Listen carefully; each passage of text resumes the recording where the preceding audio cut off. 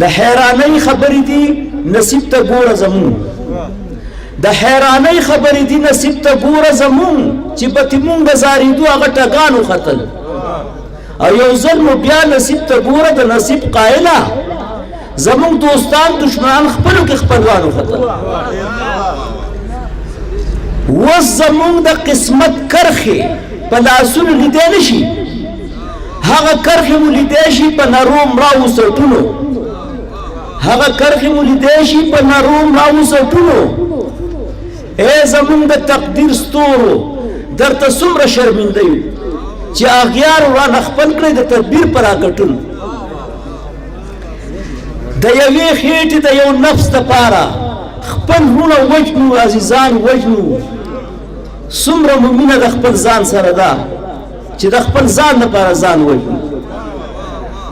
په ځنګل مو ځنګلیانو قبضه وکړه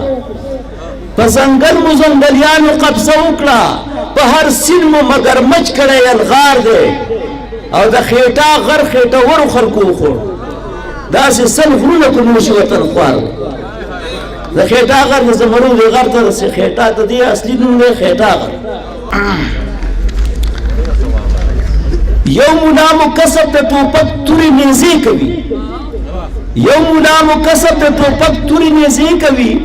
بل ملا مکار د دم تعویض او اجازې کوي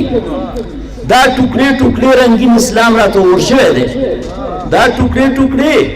رنگین اسلام راته ور شوی دی یو ملا مو وژني بل ملا مو جنازې کوي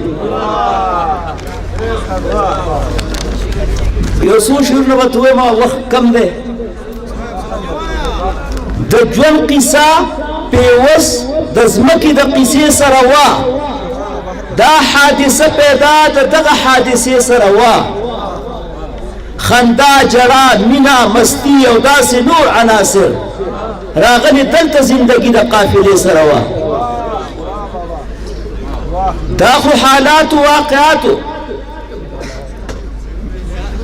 چې شین څادر یې ځان نه تاو کړو د حجاب په تور چې شین څادر یې ځان نه تاو کړو د حجاب په تور د خپل عصمت دا څومره یره د غونچې سره وه او دا خو حالاتو واقعاتو ته پرده لرې کړه هره غوټه یې ول راغلې د پردې سره وه دا خو حالاتو واقعاتو ته پرده لرې کړه هره غوټه یې اول راغلې د پردې سره وه او چرته کې کور د مسلمان چرته خواهش د میو زما د تن خاوره شاید د میکدې سره وه او شهباز قلم تارونه کرښې د رباب د کتاب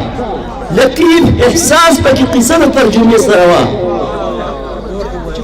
آخري شعر نه چې څو به دې جاړم خوار نصیبه خو چې وار شو زما